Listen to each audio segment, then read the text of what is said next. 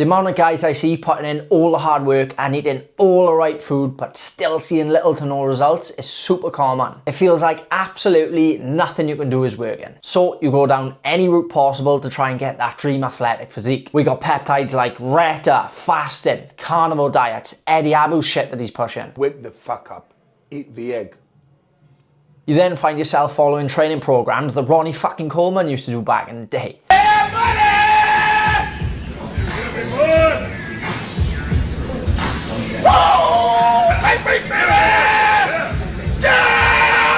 And eating shit that even your dog would look at you funny for giving them. And when you start these crazy fads, initially you start to see the weight come down. Oh my god, it's great. Then you realise that eating just chicken breast and injecting blue super juice into you isn't actually something you want to do forever. So in the end you stop and you're back to square one again. Feeling fucking hopeless and like you're just that lad that is never gonna get in shape no matter what you do. Well, lucky for you, today I'm going to cover how at the Performance Academy I have helped hundreds of lads get into the best shape of their lives so you can make 2026 the year that you finally get that athletic frame and see lasting change to your physique and athleticism. And I promise you, if you ignore these steps, you'll stay in the same place as normal, looking at the scales and wondering what is going on. They're just not moving. And no matter what stupid diet you try, it never lasts. Even better, I've left a 4-week training program below that's gonna cover nutritional plans, S&C, and an accountability tracker. So you can get some structure and finally follow a routine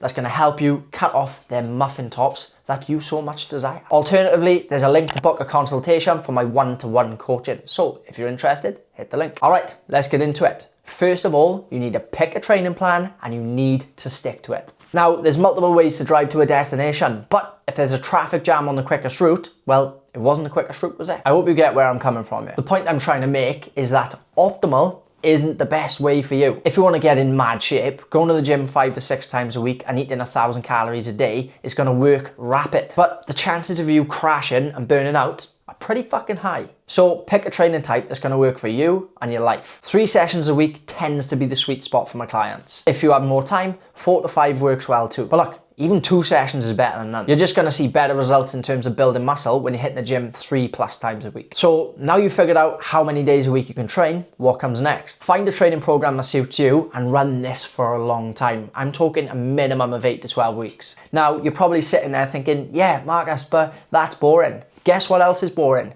Going to the gym all the time, seeing little to no results. So do me a favor, get on with it. The biggest mistake I see most lads do is jumping from program to program like Bonnie Blue on her 24-hour sessions. Till 2 a.m.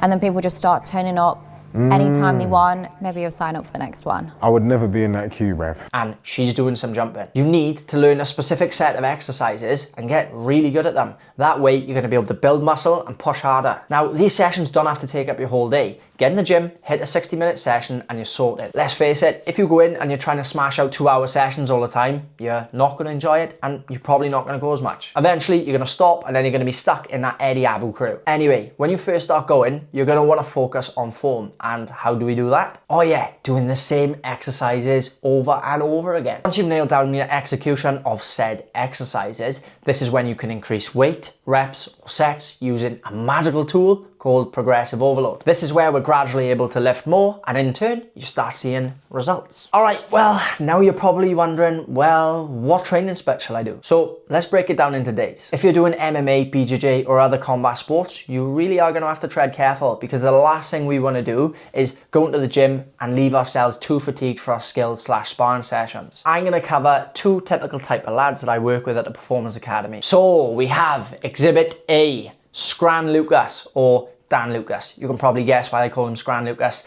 This kid can eat literally like a horse that hasn't seen food for a week. Dan's an active fighter and he trains his sport 7 to 8 times a week. So with him, I try and target something called the minimal effective dose, which in other words means doing as little as possible and getting out of there. No, it doesn't really. It means we go in the gym and we tick the musts without leaving him tired for sparring and skill sessions. So if you like Dan and you're fighting or competing regularly, you're probably gonna wanna follow a 2-day full body split. This is gonna allow you to reap great strength and athleticism, but only if you do 2 things. Can you guess what they are? Sticking to a program and get great at executing the lifts. That way you are going to see massive progress. Now, time for exhibit B. My client Raymond. Look at him. It's unbelievable scenes on this one. He's got a full-time job, he's got a family, and he trains jits 2 to 3 times per week. He wants to look good, he wants to build some muscle, lose some fat, and perform well on the mats. So doing 3 sessions suits his lifestyle far better. If you're anything like Ray, and to be honest, most of my clients, you want to get in shape, lose some body fat, see some abs, win some rounds, potentially get some nice biceps on the go, then following a 3-day-a-week split, upper, lower, full body, is probably for you. And look, if you can sneak in a 4th session, a 5th session, if you really love the gym, that's fine too. Doing the upper lower allows us to have 2 primary days, the upper and the lower, and then the 3rd full body day, we can kind of have a little bit of fun with. We work on some power work, athleticism stuff, some hypertrophy stuff. Typically, lads request chest, biceps and abs because that seems to be all lads care about. Now, if this all seems confusing, remember I've got links below to free training programs, so have a little look at them and decide what works best for you. Or if you're looking to seriously shred off some fat fast and you want a weights program, you're probably better off hitting the 4-week free coaching below, because that covers all your strength work and your nutrition. But be prepared, it's not the easiest thing in the world, but it is worth it. Which brings me on to the next part, nutrition. Now, lifting is seriously important, but it's not actually the most important part. Nutrition, the dreaded word that gets manipulated into all sorts of shit, and to be honest, leaves most lads in absolute no man's land. Now, as people always say, abs are certainly made in the kitchen. And unfortunately, lads, Dominoes and pints are not made in the kitchen. Well, they're made in a kitchen, just not your kitchen, right? You get where I'm coming from. Most people that come to me actually need to lose considerable body fat before building muscle. Well, it's all good and well having muscle, but if you've got an 8-pack of flabs covering your abs, well, it's not very good then, is it? First off, you need to nail the basics. Let's go through what you need to know in order of importance. You're probably not gonna like this. I absolutely love smashing a 5 guys and an English brekkie more than the next bloke, but S tier is going to have to be calories. You've probably heard every Tom, Dick and Harry saying calories in versus calories out. Well, sorry lads, it is right. You gain weight by eating in a calorie surplus, which is consuming more calories than you burn. And you lose weight by eating in a calorie deficit, which is eating less calories than you exert in the day. Who would have thought that if we eat less food, we lose weight, and if we eat more food, we gain weight? You're a wizard, Harry, for fuck's sake, listen to me! Now, there's 2 ways I like to approach this, and they both start with figuring out your maintenance calories. Your maintenance calories are the amount of calories you can have per day to maintain weight. I do this by getting you to track your food daily. If throughout the week your weight starts going up, that's a sign you're in a surplus. If your weight is maintaining the same, well, that's your maintenance calories. If it's going down, then you're clearly eating in a calorie deficit. Or what you could actually use is just a calorie calculator. Although these aren't quite as accurate, they can give you a good starting point. I've also dropped a calorie calculator below in the description, so feel free to have a little look at it. And if you've got any questions off of the back of that, just drop me a message. All right, option 1. So you go roughly about a 300 to 500 calorie deficit per day, which should elicit anywhere between 0.3 to 0.5 kilos of weight loss per week, depending on your body weight, gender, and a few other factors. This is what I call the slow and steady approach. Now, I do typically use this a little bit more for fighters. They do tend to need these calories to perform in training, and sometimes option 2, the aggressive diet, can leave them more fatigued than we'd like. But I don't actually use this with majority of my clients that are more hobbyists and they want to get in shape quick. Which brings me on to the second option. Me and this option go way back, and we've got a serious love-hate relationship. The old aggressive diet. This is where we lean more towards the 800 to 1,000 calorie deficit per day. It's short, it's sharp, and to be honest, it's way more grim. But don't give up on it just yet. It's generally where I see the best results in terms of physiques with the majority of my clients. I've used this method to get all of these legends in fantastic shape. And to be frank, it does what it says on the tin. Both are good options, it just really depends on your situation. So back to the old drawing board, and coming in second place is protein. You see it absolutely everywhere. Protein bread, protein milk, protein Weetabix. Fuck, they even made cricket flour, where they turned dried crickets into a protein source. Now, you don't have to eat the worms from Men in Black, but it is important that you get your protein in.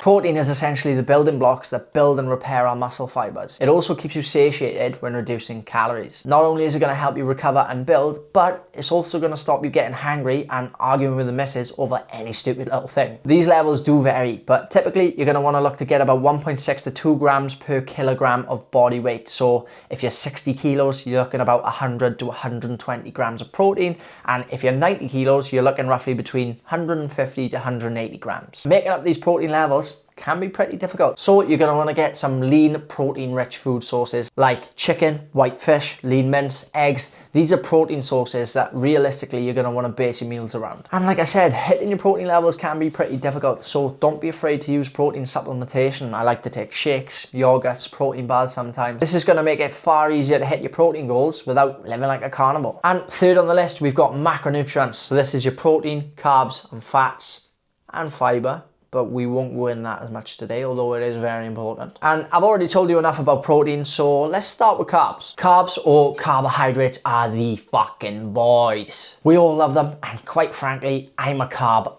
machine. Now, why are they important? Well, when we eat carbohydrates, they get stored in the body as glycogen, and throughout the day and throughout your training sessions, glycogen is going to be your main fuel source. But there are many different types of carbohydrates, so if you look at a bag of Haribos and think, oh, Marcus told me to eat carbs, don't think it's a good idea to eat 500 calories of Haribos. Now, don't get me wrong, you can still have some, and they're actually a great pre-training / pre-comp snack. But if you're dieting, you're trying to lose some weight, probably not the best idea. Unless you want to be fucking starving all day because you've had 500 calories of carbs that equate to the size of your hand. When we're thinking about good carbohydrate sources, think about things that you can build a meal with. So sourdough bread, other healthier bread alternatives that are a little bit less processed, pasta, rice, potatoes, things like that. And of course, not to forget fruit and veg. Carbs are super important to make sure we can perform in training, so we're not knackered and be in the fucking restaurant all the time. Now, drum roll, the biggest demonized word in the health and fitness industry. Fats. Almost everyone gets fats completely wrong. Probably due to big companies trying to rip people off for eating healthy, like Weight Watchers and Slimming World. But why would you listen to them fuckers? They literally demonize bananas because they're high in sugar. Now look, fat doesn't directly make you fat. It's just the most calorie dense macronutrient. Fats are 9 calories per gram, whereas carbs and protein are 4 calories per gram. Foods with the primary nutrient source as fat, like peanut butter, are typically really low in volume. Think butters, oils, peanut butter, avocado, nuts, and so on. A small amount of these foods can annihilate your daily calorie intake quick, but this doesn't mean they're inherently bad for you. Fats are responsible for hormone control of things like estrogen, testosterone, and cortisol, which is pretty important. And without a decent level of these healthy fats, your body struggles to produce these hormones. Beyond that, fats actually help with nutrient absorption, brain health, and inflammation regulation. Although I could talk about this all day, I'm gonna cut to the chase. Now you know the details, how do you get there, and how do you actually apply all this information? The most important thing to consider first is lifestyle. Now, if you're going out every weekend, you're on the beers, you're ordering takeaways 4 times a week, then this is going to have to change. It's as simple as that. And I'm not saying you can't do it, but it's going to have to be way more balanced. You've got to decide what you want. You don't get in really good shape and really athletic from doing all of the wrong things. Now, you can definitely do these things in moderation, but there are definitely some lifestyle factors you're gonna have to take into play. The second thing I would say is finding staple meals, especially when losing weight. This is the biggest thing I see so many people struggle with. Find 3 to 4 breakfast, lunches, dinners, and snacks. Once you've figured out what approach you're gonna take, whether it's aggressive or a little bit more slow and steady, you need to make these meals fit into your day. So for example, if you've got 2,000 calories a day, you could have 3 meals at 600 calories. That'll take you to 1,800. Then you've got 200 calories left, right? Probably use that for some protein supplementation, maybe even a little snack. Just remember when you're dieting as well, you can eat foods you enjoy. It doesn't have to be dry chicken, rice, and broccoli. People get this twisted all the time, and this is why most people fail, because they don't realize you can actually eat foods you enjoy. You can make foods you enjoy. You can have a refeed day, so you can have some extra calories every 7 to 10 days to keep you sane. You just got to be smart with it. Now, the next thing is planning your week ahead. So coming back to the start where I was talking about finding how many days you can train per week, plan in your sessions. This is the best way to do it. Most people go, oh, I'm going to train on Wednesday, Thursday. They don't do it. The weekend comes, they go, oh, actually, I'll train on the weekend. The weekend is typically the worst time to leave sessions too. Don't get me wrong, if you want to leave a session for the weekend, that's fine. But That's typically when social events are going on. Maybe you don't plan anything, you plan on going to the gym, and then your family say, oh, we're taking the kids here, or your friends go, boys, we're going out, whatever happens. And guess what's the first thing to take the hit? It's your workout. So try and get these done typically in a week, maybe one for the weekend. But the most important thing, plan them out on set days that you know you can do them. The next thing, and probably the most important thing, is consistency. You need to make sure that you're not going too hard, too fast. What's that saying? It's like 80% of your effort, 100% of the time, is better than 100% effort, 50% of the time. Trust me, even if you go in, get in there consistently. If you feel tired, you don't want to push hard, that's fine. But consistency is key, and finding days you're going to train and making a schedule is key to this. And it comes back to how important it is that you don't actually do too much. If you plan out 5 gym sessions in a week and you've got hobbies, you work long hours, your missus or your partner is probably not going to be too happy. If you've got other things that you absolutely have to do, they're non-negotiables, you've got to plan your training week around these things to make sure you keep in balance. If you've got no balance in life, something's going to crack, something's going to give. Now, the next one is not listening to others too much, and I can't stress how important this is, especially for you guys that are looking to lose a lot of body fat first, which for the majority of you, if you want to get a nice, lean, athletic physique like this, you are going to have to do that. And you're going to have friends and family saying things like, oh, why are you dieting? You're skinny enough. You don't need to diet. The weekend comes along. Come on, have one. You deserve it. And the truth be told, these people, in the nicest way possible, don't have a fucking clue. Yes, you might not be fat, but you want this dream physique, you want to be athletic, and unless you get very lean before starting it, you're going to constantly carry body fat the whole way through the muscle building phase. Now, that is not very motivating. It doesn't feel good. It feels like you're doing a lot of hard work and not actually looking that good. So, look, your friends and family, they mean well, but in the nicest way possible, they don't have a fucking Scooby, so just don't listen to them. Stick to the plan and do what you got to do, because when you get to that end result, when you lose loads of fat and you've got abs, when you're getting big, you look strong, you're performing better on the mat and you look fantastic, they're going to go, actually, fair enough, that was a good point. They just don't understand. Another big one is that this shit doesn't happen overnight. This is so important. The same way you didn't get out of shape in a day, probably a few years of overeating, not paying too much attention to your physique, it's the same with getting in shape. The longer you walk into the woods, the longer you've got to walk out. Typically, I put guys through a fat loss phase. Obviously, this depends on how much fat you're carrying. For 8 to 16, if you've got a lot of fat, maybe even 20 weeks with breaks, with diet breaks in between. So it's not a constant diet. But a long cut, and this is initially to get you right down. Then you go into a muscle building phase. Listen, building muscle takes years. My end goal is 85 kilos lean. I'm currently 74 kilos semi-lean, pretty lean, to the average person lean. For me, after fighting for so many years, maybe not so lean, but the point I'm getting to, right, is for me to get to 85 kilos lean, this is going to take me 3 or 4 years, maybe even 5 years of a long muscle building phase, 7, 8, 9 months, a hard cut to get the fat off. And last but not least, stop looking for the magic pill. You don't need to do these fad diets. You don't need to do carnivore. You don't need to listen to Eddie Abu or take Retta or do all of this mad shit. You going to? I would rather die, Eddie. I'd rather kiss your asshole. Really? I would rather stick my tongue in your asshole than this, Eddie. You just need to listen to the things I've told you above and stick to it. And I promise you, in the end, the result comes. I know this isn't easy, so if you are really struggling with that and you want us in our corner, hit the link below to book a call with myself where I can make the whole process far simpler, help you build some muscle, get that body fat off, get you athletic, and get you performing well on the mats. You don't necessarily have to do combat sports, but I have been doing this for over a decade and I have really learned how to kind of finesse getting physique alongside performance. So if you want to lose some fat, get athletic and rock a shape that you can finally be proud of, you know what to do, book the call below. If not, if you're not quite ready, use some of the free coaching products I've put below. The free program, the 4-week if you want to lose some fat, the multiple lifting programs, and if you want help with anything, feel free to drop a comment below or drop me a little email. Genuinely, thanks for listening. Any likes, subscribes are massively appreciated. See you at the next one, boys.